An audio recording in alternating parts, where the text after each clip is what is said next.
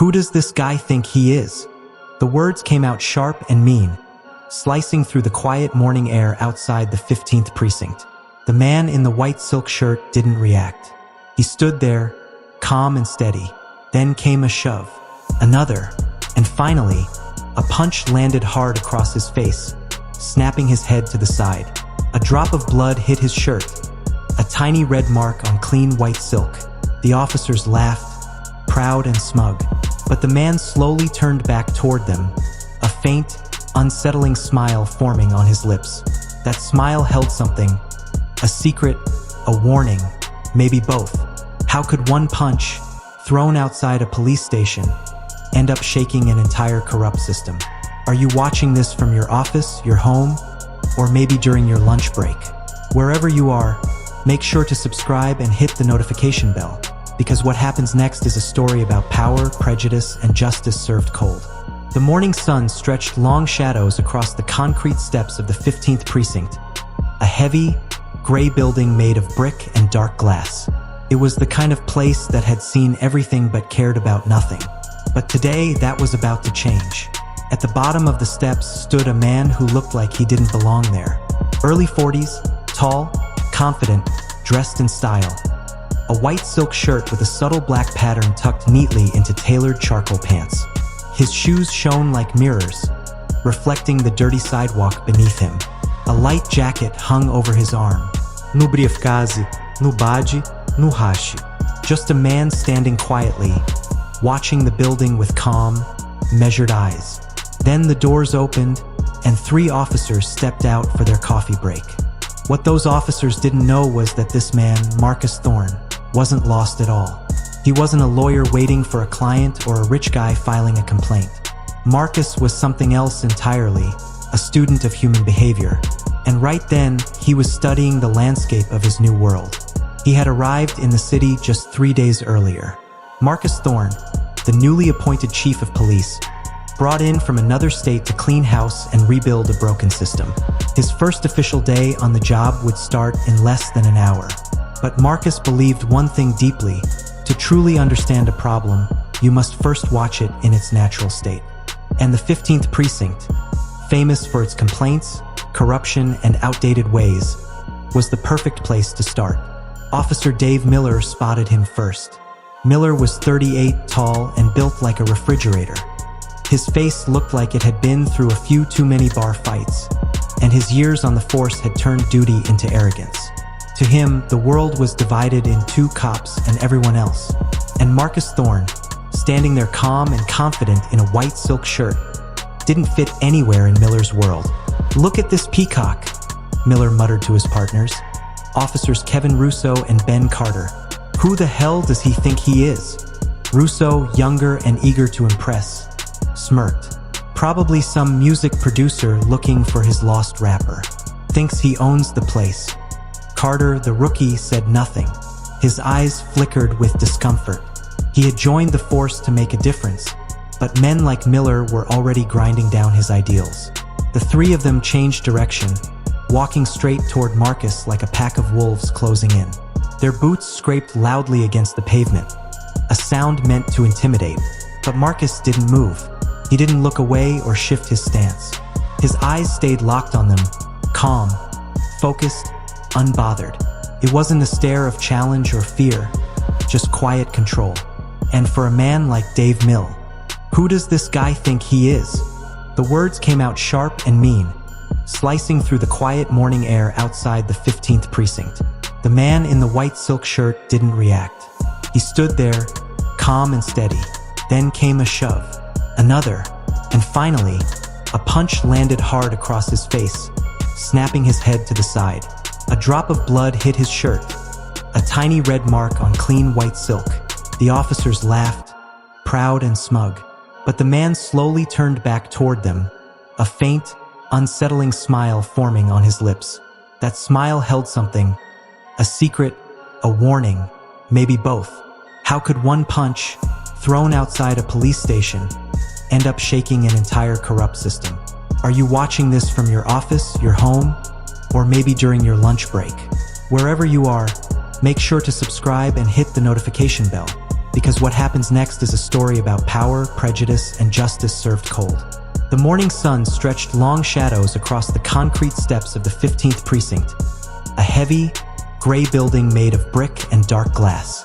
It was the kind of place that had seen everything but cared about nothing. But today, that was about to change. At the bottom of the steps stood a man who looked like he didn't belong there. Early 40s, tall, confident, dressed in style. A white silk shirt with a subtle black pattern tucked neatly into tailored charcoal pants. His shoes shone like mirrors, reflecting the dirty sidewalk beneath him. A light jacket hung over his arm. No briefcase, no badge, no hashi. Just a man standing quietly, watching the building with calm, measured eyes. Then the doors opened, and 3 officers stepped out for their coffee break. Miller's voice grew rougher, his pride now fully on the line. "I'm going to ask you one last time. State your business here," he barked, "or I'll take you in for loitering and interfering with police work." It was a classic bluff, the kind of empty threat used to scare people into submission. Russo had his phone up now, already filming. In his mind, he was thinking of the perfect caption, #ThugGetsLesson. But Marcus Thorne wasn't some random passerby. He knew the law inside and out. He knew standing on a public sidewalk wasn't a crime. He knew being harassed by officers was. And he knew that with every word, every shove, they were digging their own graves a little deeper. He let the silence stretch, letting the scene play out under the bright morning sun where everyone could see it. Then, just as Miller opened his mouth to push things further, Marcus' gaze shifted. His eyes flicked past the officer, toward the growing number of people watching. Across the street, a woman walking her dog had stopped. Her phone was already in her hand. A construction worker on a nearby scaffold had paused his hammer mid-swing. Even inside the station, behind tinted glass, Desk Sergeant Frank O'Connell looked up from his paperwork. He couldn't hear what was being said, but he could read the signs. Miller's posture, his tone, that angry look in his eyes. He'd seen this before, too many times, but something about this felt different. The man Miller was harassing wasn't scared. He wasn't shouting or backing away. He stood there like a stone in a storm, calm, steady, immovable. That calmness pushed Miller over the edge. In his mind, this wasn't just defiance, it was disrespect. "You think you're above the law?" Miller shouted, his voice cracking with rage. Any pretense of authority was gone now. This wasn't about duty. It was personal. He wanted to see fear on Marcus' face. He didn't wait for an answer. Officer Carter saw the punch coming a split second before it landed. His stomp. The officers stood frozen, trying to make sense of what they were seeing. The badge Marcus held looked real, from a major city department, and his ID marked him as a decorated captain. But to Miller and Russo, it only confirmed what they already believed, that this man was pretending to be someone important.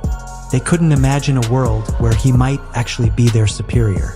What they didn't realize was that the badge was real, Marcus's old one, kept as a reminder of the department he'd just left. He hadn't yet received his new ID as chief of police. Miller dangled the badge in front of him like a trophy, smirking, but Marcus just watched calmly. He had given them every chance to stop, to think, to pull back. Instead, they had doubled down, blind with arrogance. They thought they were proving him guilty, but in truth, they were sealing their own fate. The street-side confrontation was over. The real reckoning was about to begin. Marcus felt strangely calm. His jaw ached, but he barely noticed. His focus was razor-sharp. It was time to take control. "Officer," he said, his tone sharp and precise, "I'm advising you to stop.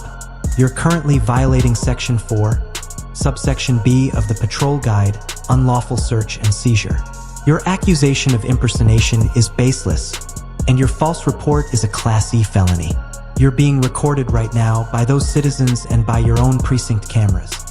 The words hit them like a physical blow. This wasn't the angry rant of a suspect. It was the exact, confident language of someone who knew the law inside out. Miller's smug look faltered. What did you say?" he stammered. Marcus didn't raise his voice. "I said you're creating a multimillion-dollar liability for the city, and a career-ending disaster for yourself. Put my ID back in my jacket and wait for your supervisor." Inside the station, Sergeant O'Connell watched the scene unfold on the monitors, his stomach turning. He'd seen everything, the punk. Miller's confidence evaporated instantly, replaced by a deep, gut-level fear. His mind refused to accept what he was seeing. This couldn't be real, it had to be some kind of trick. But one look at Captain Rostova's horrified face told him the truth. The nightmare was real. He glanced down at the hand that had just punched his new boss. It didn't even feel like his anymore, just a weapon that had destroyed his life in a single moment. The badge he had mocked minutes ago now felt impossibly heavy. He hadn't just hit a man. He had attacked the very symbol of authority he was supposed to protect. "Chief Thorne," Captain Rostova finally managed to say, her voice barely audible. Marcus gave a small, controlled nod. "That's correct, Captain." Then, turning his gaze to Miller, his tone hardened. "Officer," he said, the single word slicing through the air, "you have my old badge and identification. I suggest you take another look." This time actually read it. Miller's hands shook as he opened the leather case. His eyes darted across the card. "Captain Marcus Thorne, Internal Affairs Division, Professional Standards Bureau." The breath caught in his throat. This wasn't just some officer. This was the officer, the one who investigated police misconduct, the man who took down corrupt departments across the country. Miller and his friends hadn't picked the wrong guy to harass. They'd picked the most dangerous man imaginable to them. The badge slipped from his trembling fingers and hit the pavement with a sharp clatter. The sound of 3 careers ending at once. Marcus Thorne's entire demeanor shifted. The calm observer vanished. In his place stood the chief of police, commanding, unshakable, and utterly in control. "Captain Rostova," he barked, his voice echoing with authority. She straightened instantly. "Yes, Chief. Secure this crime scene. 10-block perimeter. No one leaves or enters without my order." She snapped into motion. "Yes, sir." Then she turned to the, "Let me be very clear," Chief Marcus Thorne began, his voice steady but filled with conviction.